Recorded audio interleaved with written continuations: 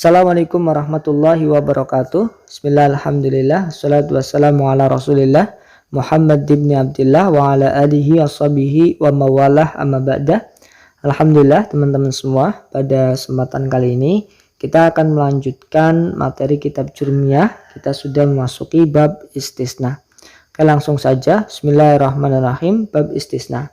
Jadi istisna ini adalah pengecualian, ya, bisa dikatakan sebagai pengecualian atau al-ismu al-mansubu alladhi yaqa'u ba'da harfil istisna. Isim yang beri'rab nasab dan dia terletak setelah huruf istisna.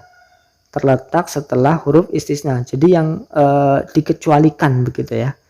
Nah, huruf istisna itu ada 8. Ada illa, ghairu, siwan, suwan, sawaun, khola, ada hasya. Jadi ketika orang ingin mengecualikan sesuatu dalam pembicaraan, maka bisa menggunakan salah satu huruf istisna yang 8. Bisa dengan ila, ghairu, siwan, suwan, sawaun, atau khola, ada hasa. Bisa menggunakan salah satunya. Nah, 8 huruf istisna ini dibagi 3 kelompok. Jadi ada yang fungsinya sama, jadi dikelompokkan. Kalau ila ini sendirian ya, fungsinya berbeda dengan yang lain. Ila, lalu ghairu, siwan, suwan, sawaun ini fungsinya sama, ini kelompok yang kedua. Lalu khola, ada hasa, 3 ini juga fungsinya sama, jadi kelompok yang ketiga. Nanti kita akan bahas ketika mengecualikan menggunakan ila itu bagaimana ketentuannya, menggunakan khairu, siwan, suwan, sawaun itu bagaimana ketentuannya, menggunakan khola, ada hasa itu juga bagaimana ketentuannya. Kita membahas mengecualikan menggunakan ila dulu.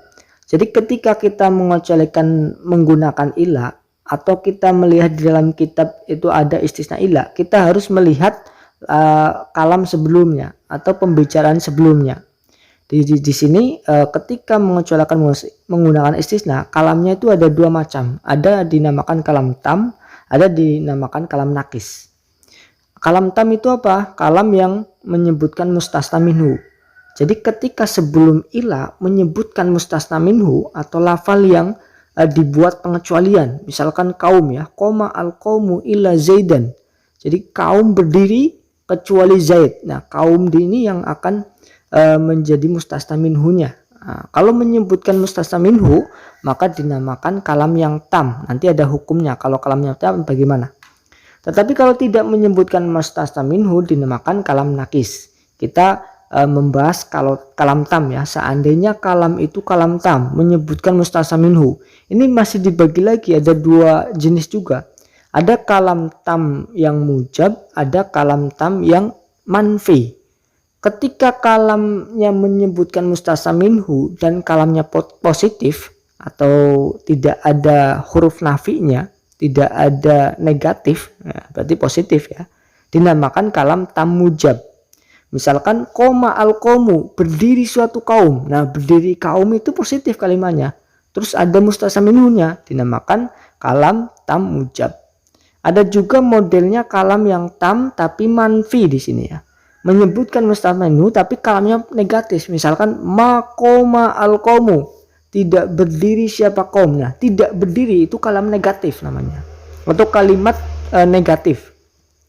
Kalau negatif dan menyebutkan mustasna minhu dinamakan kalam tam tapi manfi. Nanti hukumnya akan berbeda. Bagaimana jika sebelum ila kalamnya tam lalu mujab, maka setelah ila atau istisnanya atau mustasnanya harus diirobi nasab. Ya, mansubun harus nasab. Lafal setelah ila harus nasab. Kalau kalamnya tam juga mujab. Contohnya, qoma al-qaumu illa zaidan. Koma telah berdiri siapa qaumu al-qaumu kaum illa zaidan kecuali Zaid. Nah, sebelum ila ini dikatakan kalam tam lalu mujab. Tam kenapa? Karena ada mustasna minhu yaitu kaum. Kaum ini yang akan Zaid ini akan keluar dari kaum ini ya, keluar dari hukum kaum. Kaum berdiri, berarti Zaid keluar tidak berdiri berarti ya. Berdiri suatu kaum kecuali Zaid. Jadi Zaid tidak berdiri. Ya nggak tahu jongkok atau duduk nggak tahu. Yang penting Zaid ini tidak berdiri. Berarti Zaid ini keluar dari hukumnya kaum. Nah, karena ini dikecualikan menggunakan ilah. Nah, kalau kalamnya menyebutkan mustasna minhu di kalam dinamakan kalam tam, ya. Lalu di sini positif, tidak ada tanda-tanda kalimat negatif. tidak ada huruf nafinya, maka dinamakan mujab, kalam tam mujab. Kalau sebelum ila kalamnya kalam tam mujab, maka lafal setelah ila dibaca nasab menjadi istisna. Nah ini harus nasab ya. Saya ulangi, koma al-qomu illa zaidan, ya harus dibaca nasab karena kalamnya tam juga mujab. Lalu kita contoh kalam yang tam yang manfi ya. Kalau kalamnya tam tapi manfi, menyebutkan mustasna minhu tapi kalimatnya negatif, maka di sini hukumnya jazavi al-badalu wa nasbu. Boleh dua wajah, boleh dua cara baca, boleh dibaca menjadi badal, boleh dibaca nasab menjadi istisna. Contohnya misalkan maqoma al-qawmu illa zaidun, maqoma al-qawmu illa zaidan. Jadi setelah ila boleh illa zaidun, boleh illa zaidan. Yang pertama illa zaidun karena menjadi badal dari qawmu, yang kedua zaidan karena dibaca nasab menjadi istisna.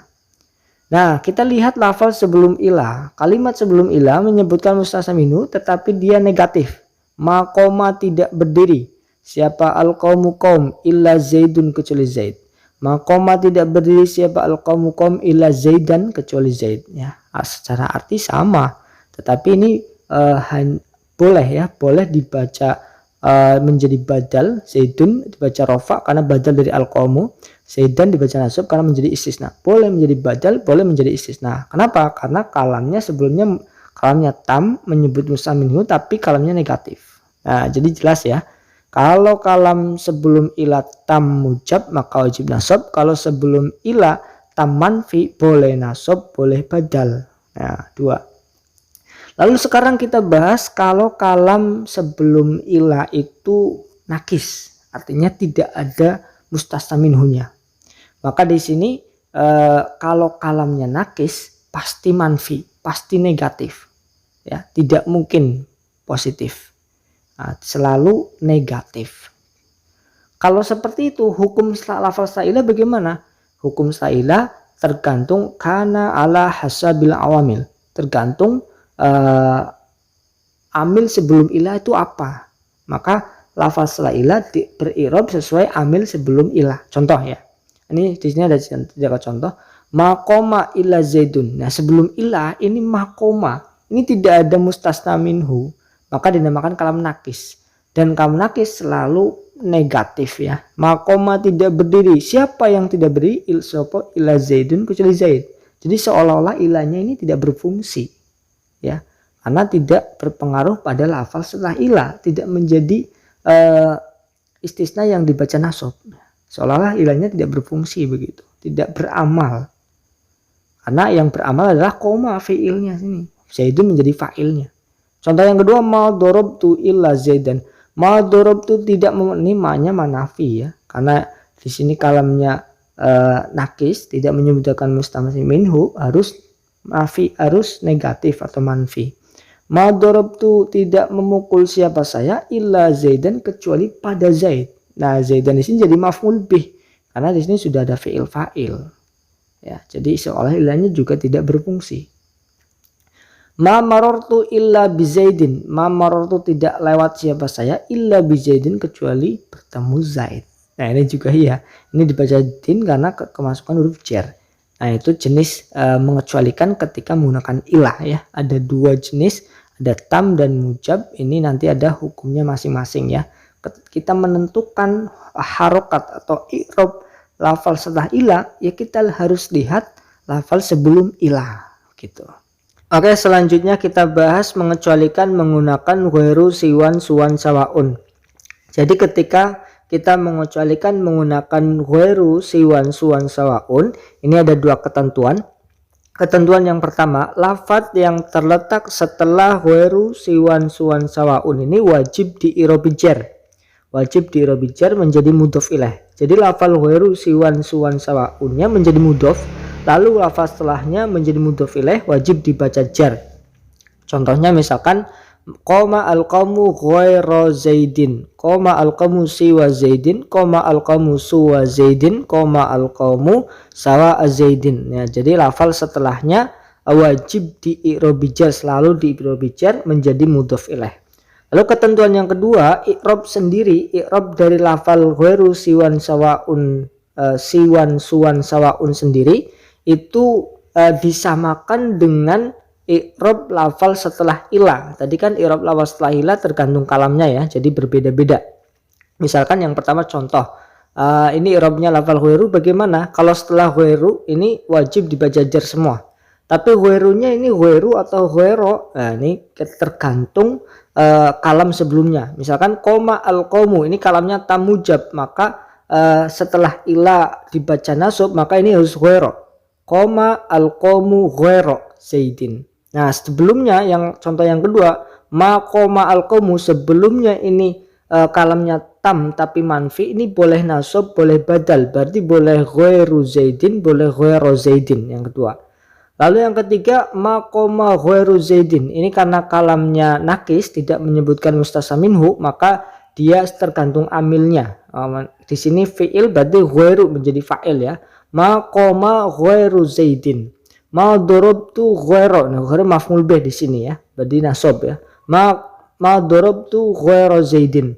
Lalu contoh yang terakhir, ma marartu bi ghairi zaidin. Karena kemasukan bi jadi harus bi ghairi zaidin. Nah itu i'rabnya ghair siwan suwan sawaun ini disamakan dengan i'rab yang setelah ila di sini ya. Jadi lihat kalam sebelumnya. Nah itu mengecualikan ketentuan mengecualikan menggunakan ghairu siwan suwan sawaun. Lalu yang terakhir ketika mengecualikan menggunakan khola ada hasya, ini ada dua bentuk ya.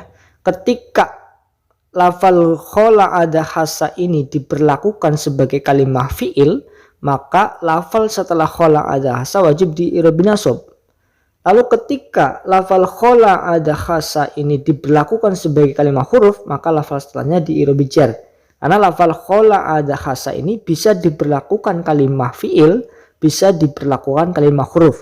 Contoh ya, kita contoh yang pertama dulu, yang ketika lafal khola ada hasa diberlakukan sebagai kalimah fi'il, maka setelahnya menjadi nasab. Qoma al-qaumu khola zaidan, qoma al-qaumu ada zaidan, qoma al-qaumu khasa zaidan. Nah ini dibaca nasab ya, karena khola ada khasanya diberlakukan sebagai kalimah fi'il. Lalu ketika khola ada khasa ini diberlakukan atau kita harapkan menjadi kalimah huruf, maka lafal setelahnya harus dibaca jar menjadi majrur. Qoma al-qaumu khola zaidin, qoma al-qaumu ada zaidin, qoma al-qaumu hasya zaidin. Jadi mengecualikan khola ada hasa ini lebih simple ya daripada illa dan ghairu. Alhamdulillah untuk kita memperkuat pemahaman kita bisa menghafal dengan tanya jawab yang di bawah ini. Mungkin itu dulu materi tentang istisna, mudah-mudahan bisa mudah dipahami dan bisa membantu kita menambah pengetahuan ilmu nahwu kita. Kurang lebihnya dari saya mohon maaf, terima kasih atas perhatiannya. Wallahu a'lam bishawab. Kita ketemu di pertemuan yang selanjutnya. Assalamualaikum warahmatullahi wabarakatuh.